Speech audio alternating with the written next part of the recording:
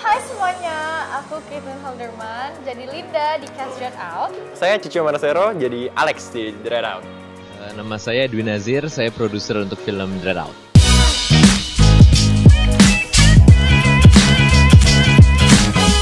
Tiga tahun lalu ketemu dengan para pembuatnya, teman-teman di Bandung, Digital Happiness.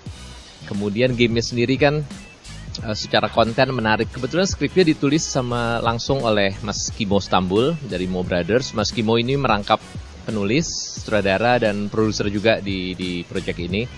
Saya ingat titipan teman-teman Digital Happiness dari dulu adalah, Mas, hantunya jangan dikurangin ya. Pokoknya karena salah satu ciri khas game Dread Out adalah hantunya yang sangat beragam. Waktu itu dipanggil buat datang casting buat Dread Out, dan waktu itu aku tertarik. Sebenarnya aku nih nggak mau main horor ya, tapi kalau Dread Out ada beberapa pertimbangan kenapa aku jadi mau ngambil project ini. Pertama, karena sutradaranya Mas Kimo. Kedua juga karena ini project gede. Ketiga juga skripnya sendiri, dan ini juga breakthrough kan. Ini pertama kalinya dari game dijadiin film di Indonesia. Waktu aku pertama kali dipanggil, kata manajer aku, ini ada casting film Dread Out nih dari PewDiePie, istilahnya Mas Kimo gini-gini. Aku tahu Mas Kimo gitu. Oke, berarti saudaranya udah bagus gitu kan. Terus dari game horror yang udah sampai PewDiePie mainin, terus aku lihat, oh gila PewDiePie mainin, terus ternyata ini game lokal dan lain-lain. Aku kayak, oke, this is interesting gitu kan. Jadinya aku datang meeting, dijelasin ceritanya gini gitu. Terus ternyata kayak, oke, jauh lebih interesting setelah aku tahu ceritanya gitu. SMA nih gengnya berenam. Ada gue, Irsyad, Jeffrey Nicole, Marsha Arwan, Susan Sameh, sama adik kelas kita, Linda, Caitlin. Di antara kita berenam ini karakternya Alex nih yang paling sembarangan, yang paling sok tahu, paling sok berani. Padahal sebenarnya tuh dia paling pengecut dan juga paling heboh sendiri lah ketika situasinya lagi mencekam atau horor apa, tiba-tiba ada yang bercanda nggak pada momennya Alex, yang rusuh Alex. Pokoknya biang masalahnya setiap kali ada yang aneh-aneh di film ini, ya ini orangnya Alex. Linda tuh paling muda, tapi dia itu yang paling berani. Dan dia itu lebih mendahulukan teman-temannya daripada dia sendiri gitu. Dia pokoknya yang penting teman-teman gue selamat lah gitu. Gue yang penting bantu mereka dulu gitu. Kalau buat gue pribadi yang sulit adalah, ini kan ceritanya gamenya aslinya dari Bandung ya.